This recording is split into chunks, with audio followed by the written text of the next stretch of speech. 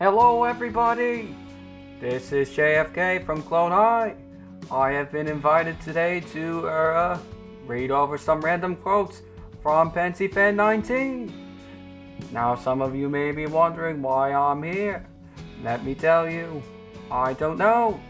But since the day this video was uploaded is close to the 18th anniversary of the last episode of Clone High airing, as well as an anniversary for the channel being around the same time, might as well do one for the team. Let's see if this can become the most viewed video on the channel. So let's get into it. SMS Rail Lines, would you turn it down? I'm trying to read a script here. SMS Rail Lines is a short line railroad in New York, Pennsylvania, and New Jersey, which began operations in 1994. This railroad in particular has gained attention for running rare Baldwin diesel locomotives built in the 1930s and 1940s and can only be found operating on this railroad. The short line even has ex-Santa Fe GEB 27s and an Alco. However, this is not an Alco you would usually think of, such as an RS3 or a C420. This Alco is an 060 steam locomotive, which is currently under restoration in order to work for SMS Rail Lines to do the one thing it was built for, to pull freight. Most YouTube channels have a meaning behind their channel name. Mine is Pensyfan19. This means that I am a fan of the Pennsylvania Railroad, otherwise known as the Pensy, the 19 representing the year 2019. Even though I also respect other railroads, including the Pensy's rival, the New York Central. The Pennsylvania Railroad is one of my favorites, as they are the railroad which control the railroad which I see often, the Long Island Railroad, and that they have a certain level of exquisiteness, uniqueness, and class. This is the case as they apply this to almost every aspect of the railroad with their grand stations, such as Penn Station in New York City, their world-renowned services, such as the Broadway Limited, Broadway, their successful locomotives, including the GJ1 and the K4, and streamlined doodlebugs. That's right, you heard me, streamlined doodlebugs. This is one of the examples of how the Pensy brought their unique level of quality right down to their branch lines throughout their system. That's why I like the Pensy, in case if you were wondering. Most American now gauge railroad. Wait just 1 second. I'm not doing this episode because I heard it was cringe. Next! One of the most famous locomotives in railroading. This engine has been in service for decades to debatably one of the greatest Class 1 railroads of their time.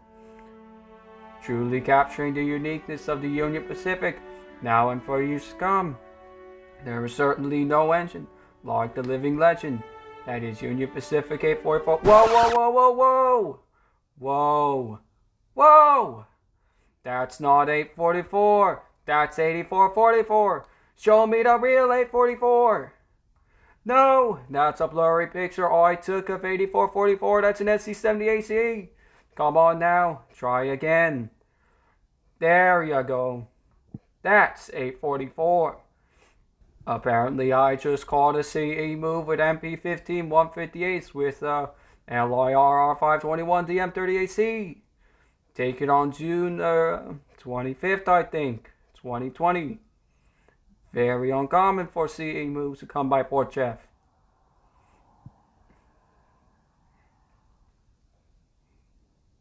This is cringe, isn't it? Now here's a brand new addition to the Pensyfan Periodical, in which I list updates for stations which are being proposed, upgraded, rebuilt, or newly constructed. For this month, we have Newport News, Virginia, Watford Junction, Peckham Roy, Fulham, Broomborough, Birmingham International and Birmingham University stations, Peterson Bridge, Illinois, Ipswich, Kirkby Headboat Lane, and Orlando International Airport Intermodal Terminal. Wait a minute, is that a single track? in a double track right of way. That's not balanced or suitable for the terminal.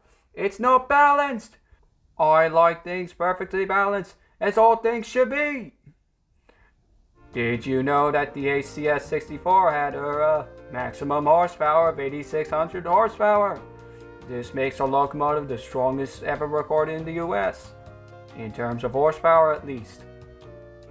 Says a lot about the punch the catenary for electric traction can pack. GE 60 had a peak of 10,000 horsepower from 0 to 30 miles per hour, and they're 6,000 horsepower continuous, according to trains with GE supplied info. Well, Pensyfan, looks like you done goofed on this one. Really? Should have called me sooner, I would have helped you. Or not. Anywho, what if I told you that Flying Scotsman is not the fastest LNER Class A3? Even though Flying Scotsman is the world's first locomotive to officially break 100 miles per hour. Supposedly after Great Western City of Truro in New York Central 999. It wasn't the fastest locomotive in the A3 class. That title goes to number 2750, also known as the Papyrus. And after hearing that, everyone's gonna think of Papyrus from Undertale. Yeah. With this truth exposed, hundreds of railwaymen, journalists, and their mechanical engineers unleashed the fury of criticism and outrage of the locomotive, unlike that of any lemon ever produced. For example, the Holman speeding truck is founded upon a fallacy and does not have the meager merit of a novelty to recommend it. The Holman locomotive has not been taken seriously by railroad men. It appears to sensible men as a joke. A triple set of wheels under a locomotive will be proposed by one who is densely ignorant of mechanics. The Holman scheme is about as flagrant a piece of nonsense as ever pretended to be a locomotive. Well, since we only have 4 GVOs and 2 SC70s, might as well go over my ratings of these main heritage units from most to least favorite. 1, 2, 3, 4, 5, -7! I'm sorry, CN, but how does this qualify as a heritage unit? It's just a current railroad's livery with a CN25 sticker on the side. There's no heritage livery on it. It's just a sticker, not a real heritage unit. Oh yeah, this would be considered a sticker unit rather than a full-on heritage unit like the other 5 shown earlier. Anyways, North Milan Railways is to receive hydrogen-powered trains from Alstom. Linksinger has revealed a hydrogen-powered billing machine, while Hexagon Purus has delivered cylinders for a hydrogen-powered train to the US, most likely for the Arrow commuter route. And Railway News has claimed that hydrogen is a distraction, since electric power is more efficient. I guess you can curb your hydroenthusiasm. So this leaves a very important question. Where on earth is Minturn, and is it connecting with the California Zephyr at any point? Nothing a quick Google map search can answer. And it just missed it.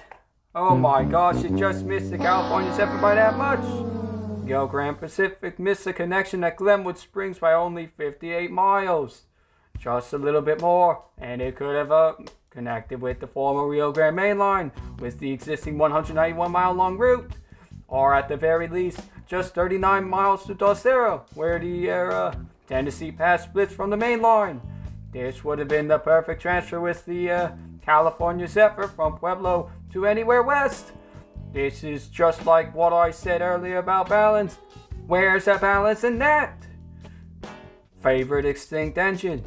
Now, I don't really have a specific favorite engine of any sort, but if I had to pick one particular, one which I could bring back to preservation, I think I have a general idea of one locomotive I would choose.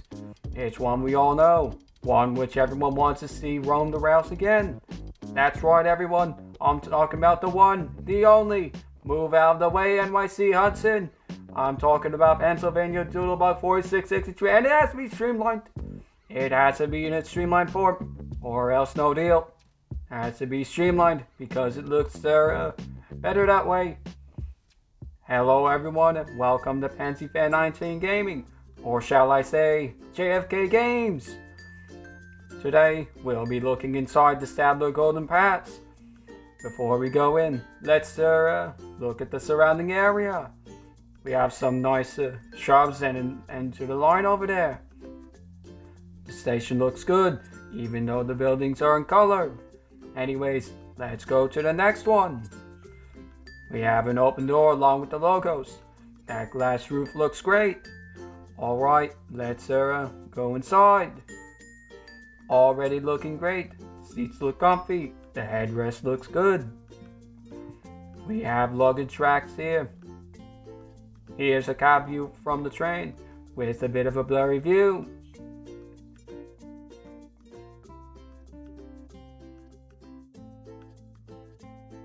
Here's a closer view of the cab with a few other details. I think we're in first class.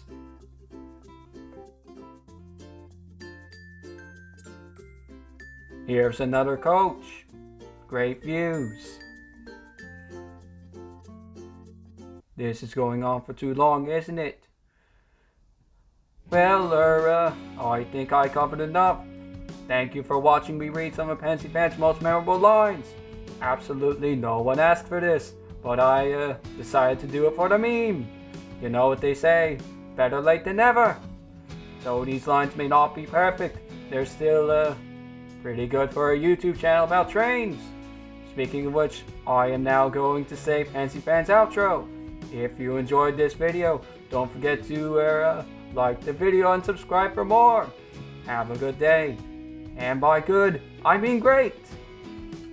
That's because I meant to be nice.